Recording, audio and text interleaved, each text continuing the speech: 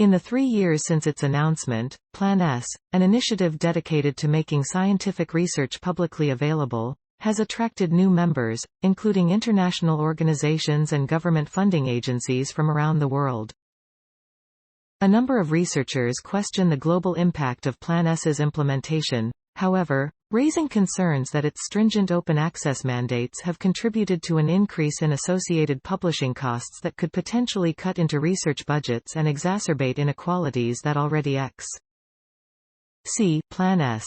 The ambitious initiative to end the reign of paywalls, Plan S is a set of requirements drafted in September 2018 by a newly formed group of 11 national funding agencies across Europe collectively dubbed Coalition S and supported by the European Commission and, initially, the European RE. The group aims to end the reign of paywalls and promote a transition to a fully open access publishing model in science. The number of journals and their subscription fees have grown in recent decades. For instance, one analysis reported 515 and 479% increases in the average price of library subscriptions to physical science and medical journals, respectively, between 1984 and 2001. The fast rise in subscription prices has been one of the motivations behind the push for open access publishing, in which authors pay a fee known as an article processing charge, APC, to publish, but content is freely available.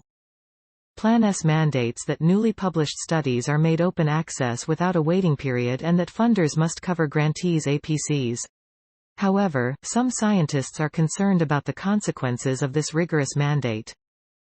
The absence of a waiting period during which only subscribers can read papers, some argue, is a policy that may cause publishers to charge APCs in order to make up for an anticipated decline in subscription sales.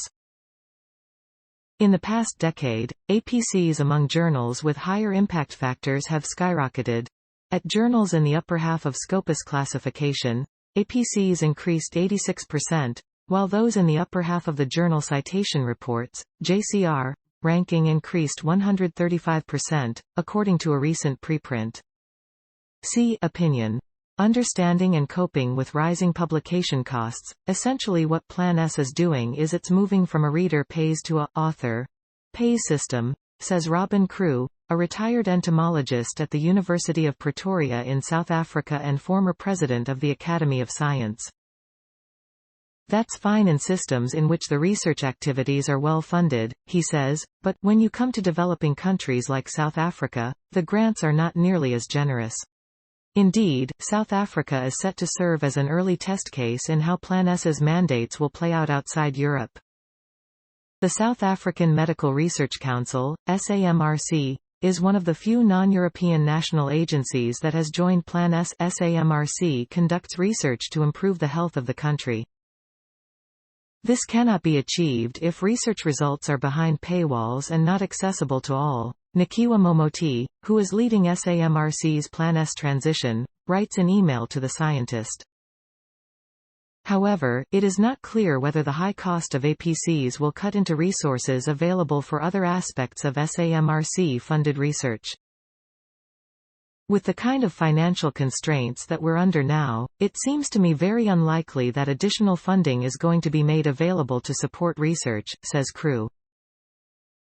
The problems I see with Plan S is that it's pushing for open access.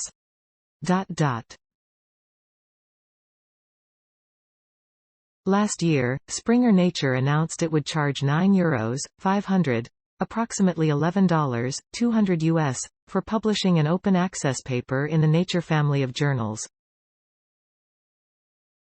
That's more than twice the cost of 1 year of a PhD fellowship in Argentina, notes Humberto de Bat, a virologist at the country's National Agricultural Technology Institute.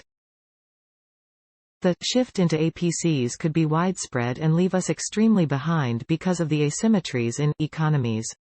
Robert Kiley, the head of strategy of Coalition S and the head of open research at the Wellcome Trust, says that the coalition is trying to get publishers to think more about how to.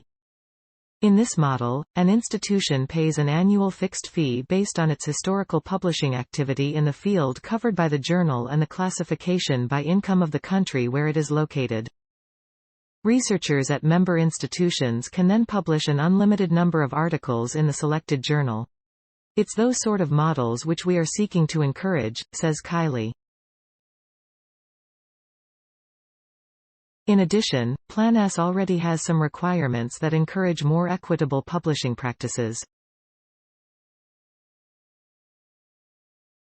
To be eligible to publish results generated using funds from Plan S signatories, open-access journals or platforms must provide APC waivers for researchers from low-income economies and discounts for those in lower middle-income countries. They must also provide waivers or discounts for scientists elsewhere with demonstrable needs. Therefore, at journals following the requirements, authors from upper-middle-income economies such as Argentina, Brazil, and South Africa have to individually ask for waivers or discounts if they need th. It's not defined what demonstrable need means, she says. Furthermore, in her experience, when asking for a discount, she has obtained at most 20%, which did not make much difference to the APC's affordability. Please support my channel to grow by pressing subscribe button and the bell icon. We will notify you technological news. Thank you.